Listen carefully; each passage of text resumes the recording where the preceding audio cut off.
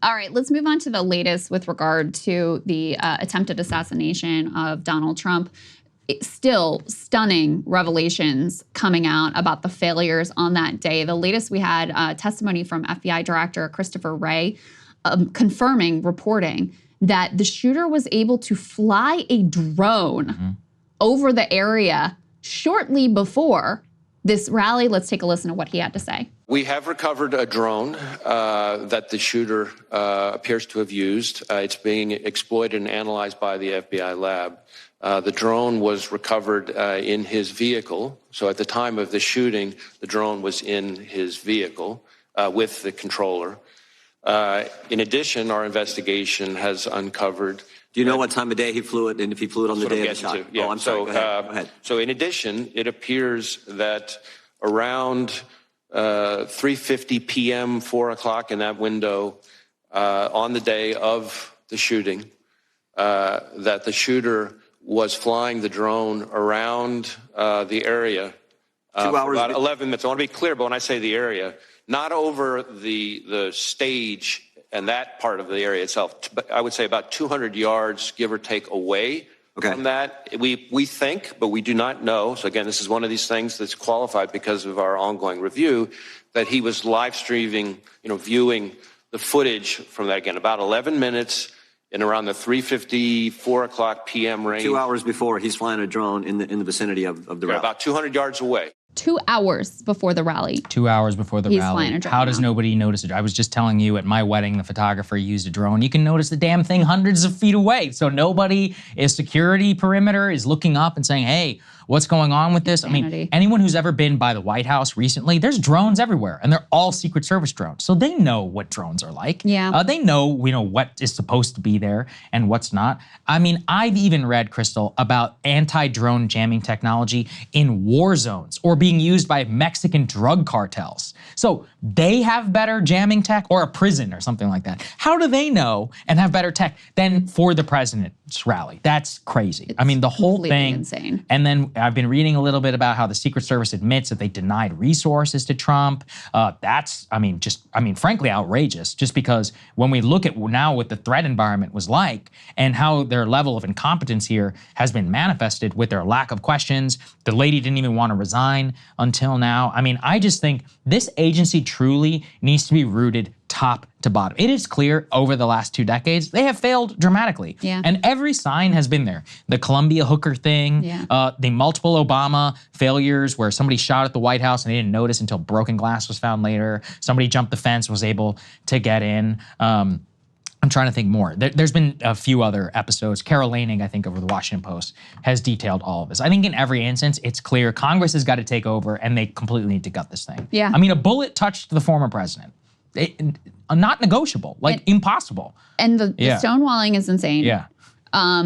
The fact that they identified this shooter like half an hour before he's able to— The photo, the rooftop. They saw him as a suspect. They tried to bring in a rangefighter. They identified him. They lost sight of him. You've got ordinary people who are like, there is a dude with a gun on that roof.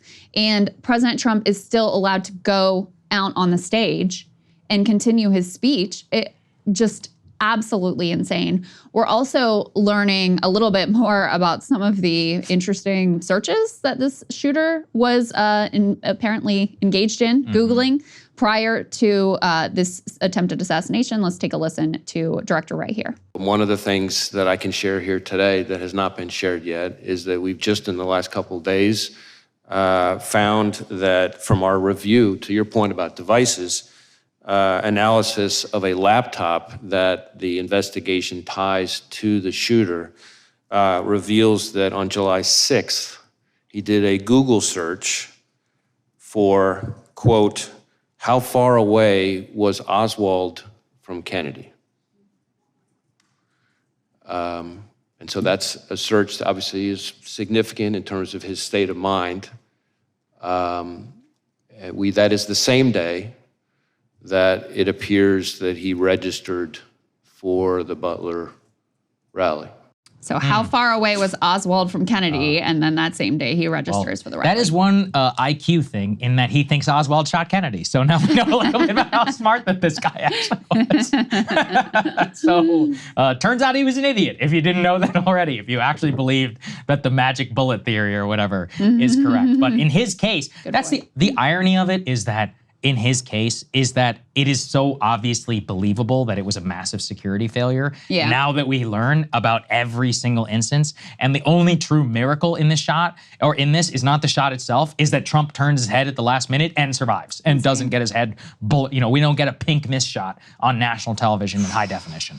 I can't imagine what the country would look like in something like that. I know. Oh God, it'd be horrible.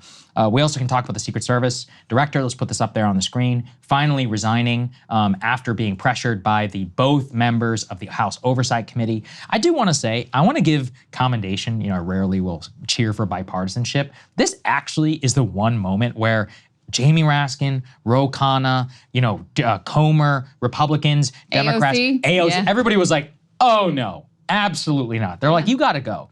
Probably some of it is self-interest in that all of them have also had threats to their lives. But part of it is also, I mean, again, like, let's live in the context of the pink miss shot on TV. That's great. We can't unsee that as a nation, like, period.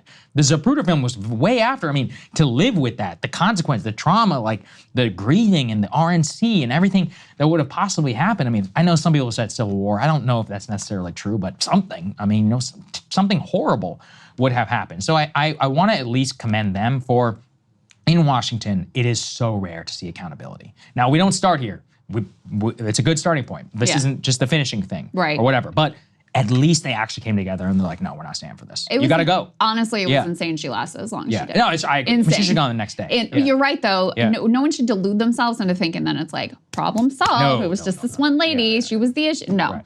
There is a top to bottom issue with this agent. I don't think there's any doubt about that. And so this is where the conversation should begin, not end. But the fact that she remained for even a day after this all unfolded, especially when we immediately were learning about the stunning nature of the security failure. And she had the temerity to go on TV and say, oh, well, we didn't position Secret Service agents on that roof because it was sloped. Right. Where there's a safety issue. Oh my God. Yeah, real snipers were like, wait, what? They're like, what did you say, lady? They're like, because that's exactly where any normal person would be, which is why he flew a drone, which is why as a rangefinder, outside the perimeter, there are cops inside of the building. Somebody's got a picture of him. Somebody's confronting him. I mean, it's just a cluster all the way, you know, to, I don't know. I mean, and this is also the problem too with stoking conspiracy. Everyone's like, oh, we need to stop stoking conspiracy. It's like, yeah, but people believe, I think rightfully, that usually security is pretty good at these things. I've been to a million presidential events. It's a pain in the ass sometimes.